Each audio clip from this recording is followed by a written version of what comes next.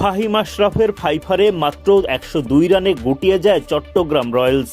তাদের দেয়া 103 রানের লক্ষ্যে ব্যাট করতে নেমে দাপুটে শুরু পায় রংপুর রাইডার্স।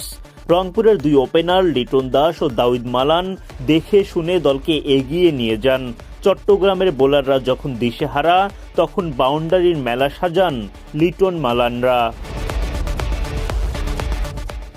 দুই ওপেনারের ব্যাটে দলীয় 50-র দেখা পেয়ে যায় রংপুর। এরপরও লিটন মালানরা দলের রান বাড়াতে থাকেন।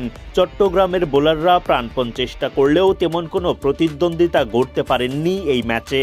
ফলে অনায়াসে জয় তুলে নেয় রংপুর রাইডার্স। সোমবার বিপিএলের দিনের প্রথম ম্যাচে মুখোমুখি হয় রংপুর রাইডার্স ও চট্টগ্রাম রয়্যালস। টস জিতে আগে বোলিংয়ের সিদ্ধান্ত নেন রংপুর অধিনায়ক নুরুল হাসান সোহান। ইনিংসের প্রথম ওভারেই উইকেট হারায় চট্টগ্রাম। রাইডার্সের গতি তারকা নাহিদ রানা শিকার করেন অ্যাডাম রসিংটনের উইকেট। ওপেনিং পার্টনারকে হারালেও মারকুটে ব্যাটিং দেখান কোটি টাকার নাইম শেখ। চোখ ধাঁধানো বাউন্ডারির মেলা তার, কিন্তু নাইমের ঝড়ো ব্যাটিং থামিয়ে দেন মুস্তাফিজুর রহমান। দ্য ফিজের বলে বোল্ড হয়ে মাঠ ছাড়েন নাইম। 20 বলে 7-4 ও 1 ছক্কায় 195 স্ট্রাইক রেটে এই ওপেনার করেন 39 রান। আলিস আল ইসলামের বলে উইকেট হারান মাহমুদুল হাসান জয়। রানের খাতায় খুলতে পারেননি তিনি।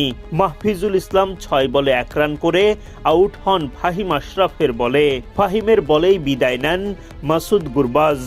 মাত্র 69 রানে 5 উইকেট হারিয়ে ধুঁকতে থাকে চট্টগ্রাম রয়্যালস। ফাহিম আশরাফের তৃতীয় শিকারে পরিণত হন শেখ মেহেদী। মির্জা তাহির বেগকে ফিরিয়ে চাপ বাড়ান মুস্তাফিজুর রহমান।